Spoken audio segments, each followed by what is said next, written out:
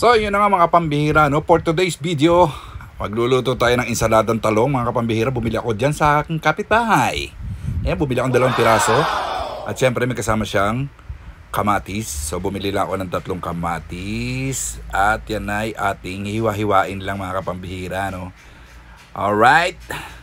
So yun na nga, ang tagal na natin hindi nakapag-upload ng video. At eto naman ang ating gagawin. So sa ating ulam, insaladang talong.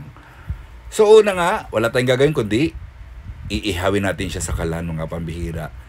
Alright, so kung bibili pa tayo ng uling, 25 pesos din ang uling, papabaga ka, eto saglit lang. Alright, 2 talong lang naman yan, hindi naman yan katagalan mga pambihira. At eto na, after 20 minutes, luto na siya mga pambihira.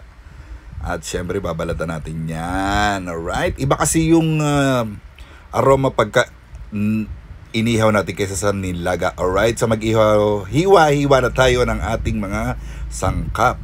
Hiwain na natin ang ating kamatis. Yan, depende po sa hiwa nyo, pero ako ganito lang hiwa nyan. Alright, kakaibang hiwa yan mga kapambihira. Alright, isabay na natin ang ating siling haba. Alright, so yan, maanghang na po yan mga kapambihira. Alright, galing sa tsuhin ko yan. Alright, hiwa-hiwain lang natin yan mga kapambihira. Alright, so maghiwa rin tayo ng ating sibuyas. Yan po ay galing sa insan kong nasa India. Yan. Marami silang sibuyas doon. Hiningi ko lang yan. Alright, and samahan natin na isang siling pula mga pambihira para medyo may kagat ng konti. And after natin maghiwa ng sili, at eto naman ang ating gagawin ngayon, balatan natin yung ating talong. Alright, nanggaling natin yung balat na nasunog.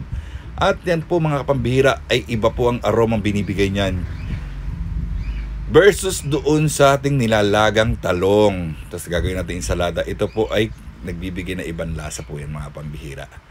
Alright, napakadali pong gawin yan mga pambihira. Napakadami pwedeng i-partner dyan na pritong isda, inihaw na isda, liempo, pork chop.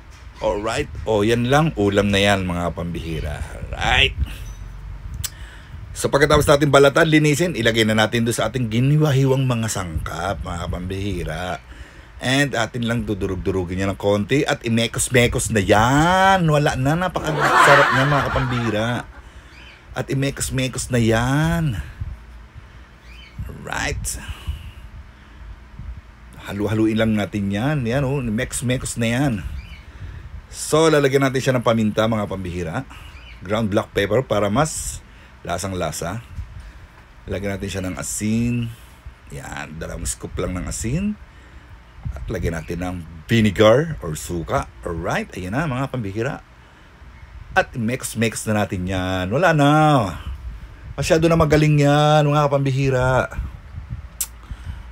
Yan, and ready to eat na yan mga kapambihira. At ating ipapartner yan doon sa ating liempo. So ganyan lang po ako mga kapambihira gumawa ng insaladang talong.